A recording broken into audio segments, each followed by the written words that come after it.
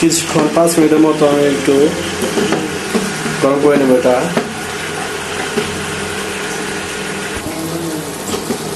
5 minute একটু জাল হওয়ার পর আমি পেঁয়াজ দিয়ে নেব। পেঁয়াজ দেওয়ার পর রসুন বাটা,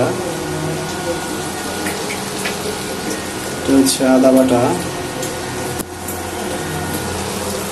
দিয়ে মরিচের গুঁড়া দিব 1 চা চামচ, হলুদের গুঁড়া দিব 1 চা চামচ,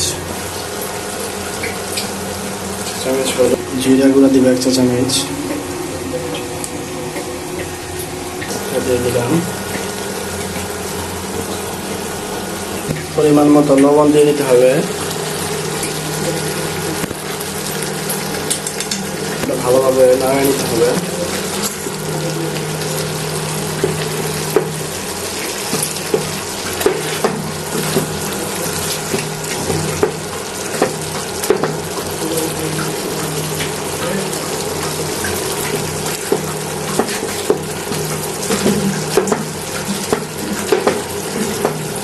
ভালোভাবে কিছুক্ষণ গরম হওয়ার পর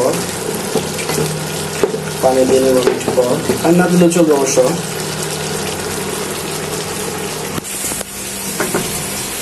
রান্না হয়ে গেছে, এখন জানি না কেমন হবে।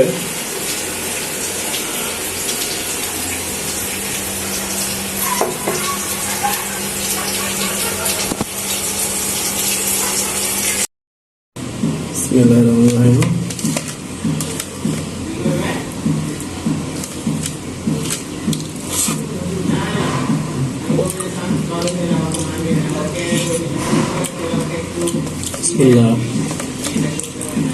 খুবই সুস্বাদু হয়েছে আল্লাহর রহমতে।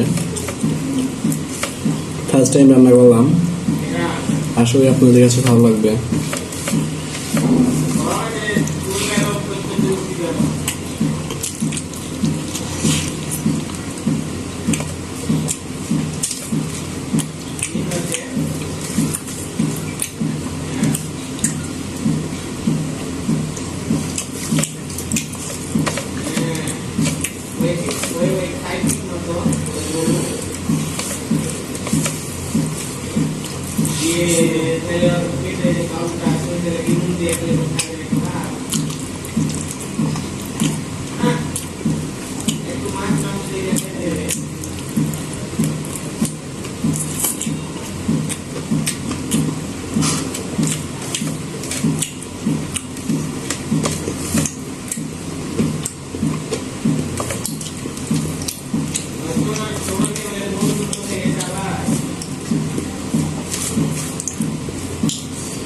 খাবারটি খুবই সুস্বাদু হয়েছে।